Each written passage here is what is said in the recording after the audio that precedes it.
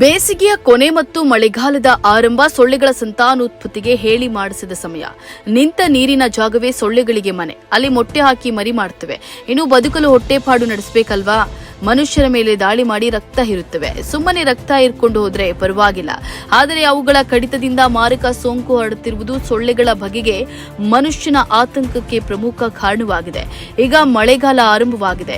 ಮುಂಗಾರಿನ ಅಬ್ಬರ ಜೋರಾಗಿದೆ. ಎಲ್ಲೆಡೆ ಸೊಳ್ಳೆಗಳ ಸಂತತಿಯೂ ಹೆಚ್ಚಾಗ್ತಾ ಇದೆ. ಪರಿಣಾಮವಾಗಿ ಅವುಗಳಿಂದ ಹರಡುವ ಡೆಂಗ್ಯೂ ಪ್ರಕರಣಗಳು ದಿನೇ ದಿನೇ ಹೆಚ್ಚುತ್ತಿವೆ. ಮಾರಕ ಸೋಂಕಿಗೆ ಅಲ್ಲಲ್ಲಿ ಜನರು ಉಸಿರು ಚೆಲ್ತಿರುವುದು ಕಳವಳ ಮೂಡಿಸಿದೆ.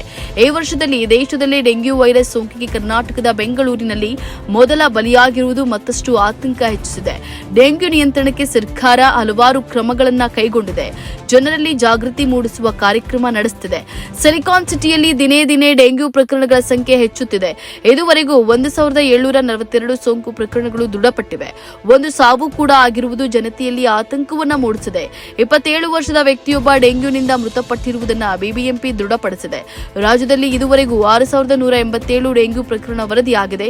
ಗ್ರಾಮೀಣ ಭಾಗದಲ್ಲಿ 56% ಹಾಗೂ ನಗರ ಪ್ರದೇಶಗಳಲ್ಲಿ 44% ಪಾಸಿಟಿವ್ ಆಗಿದೆ. ಡೆಂಗ್ಯೂಗೆ ಹಾಸನ 2, ಬೆಂಗಳೂರು, ಹಾವೇರಿ, ಧಾರವಾಡ, ಶಿವಮೊಗ್ಗದಲ್ಲಿ ತಲಾ 1 ಸಾವಾಗಿದೆ.